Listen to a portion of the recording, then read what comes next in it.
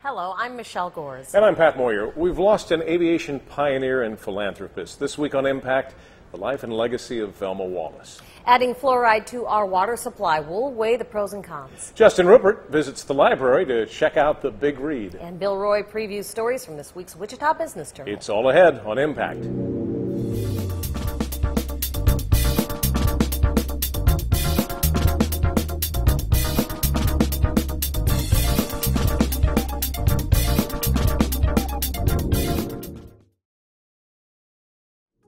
Michael Hicks is the executive director of Wichitans for Pure Water, an organization opposed to the efforts of the Kansas Health Foundation and others to have fluoride added to our Wichita water supply. Now, the stated goal of Wichitans for Pure Water is to educate the community about the risks associated with water fluoridation. What risks do you have in mind?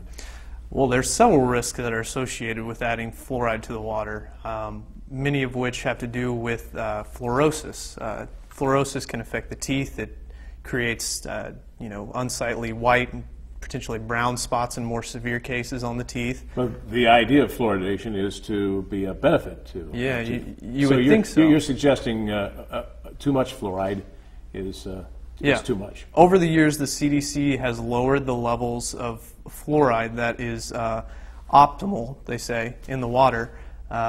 To account for the increase in the fluorosis cases that they have seen. So it's an interesting kind of trend that's been happening is you find these places with elevated levels of fluoride having harmful effects on the teeth. The bones weaken, skeletal fluorosis is a big thing because the teeth are a window to the bones. And whatever is happening with the teeth is usually, in the case of fluorosis and fluoride accumulation, happening in the bones as well. We have fluoride naturally occurring in our water, and the proposal would just a little more than double the amount of fluoride in the water. That's still too much? The issue isn't the level of naturally occurring fluoride, it's what kind of fluoride they're going to be adding to the water to supplement to reach these optimal levels that they speak of. Fluoride isn't necessarily fluoride, huh? Absolutely. There are so many different forms of fluoride, 3 of which are used in the majority of places that have fluoridated water. Hydrofluorosilicic acid, hexafluorosilicic acid. Okay. They're very confusing names and they're easy to get mixed up, but basically they're industrial byproducts. And they are used to fluoridate our water. At one time, the companies that used these chemicals and were having to dispose of them we're having to pay a large amount of money to dispose of these chemicals.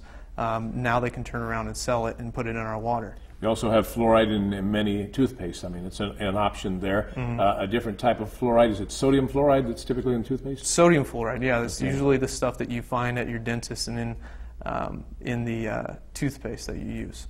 It's a higher pharmaceutical grade compound, and it is intended to be used topically. That's why it says on the bottle of toothpaste, do not ingest, because it has the potential to increase your fluoride exposure. The Centers for Disease Control lists fluoridation as one of the 10 great public policy health achievements of the 20th century. We have the vast majority of dentists, physicians, medical professionals supporting the fluoride in public water supplies. Why that typically is the people we look to for advice in these areas. Absolutely, and it's confusing to the general public when they see these contradictory claims. These independent scientist groups, the EPA unions, and different people who have been involved with those organizations have come out and publicly said that, hold on, we have these studies, we have this information, we have this scientific research that says fluoride is not the end-all be-all to cavities that we once thought it was, and there are potential side effects. And we need to be investigating these, and we need to be researching and figuring out why there are these issues like elevated fluorosis cases, why we're having such an epidemic of thyroid disorders, because fluoride also affects the thyroid. They've come out and publicly said this, and these organizations such as the EPA and the CDC have suppressed them, reprimanded them.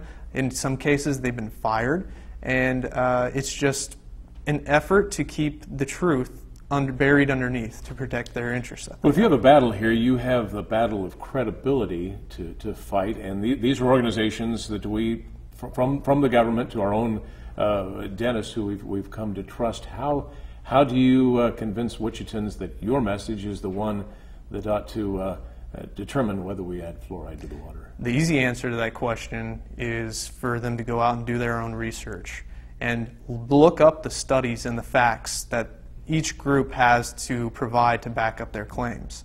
And that's the big thing, is go out there and do your own research. The second thing is keep in mind that, government organizations, just because they, are in the position of power to tell us what to do, doesn't mean that they are without flaw and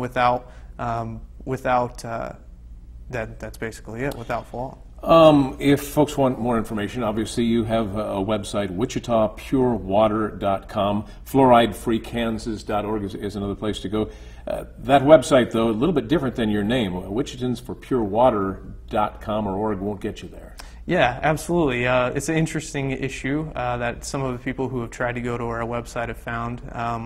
We initially wanted to do the website as wichitapurewater.com, shorten it, make it a little bit simpler, more direct.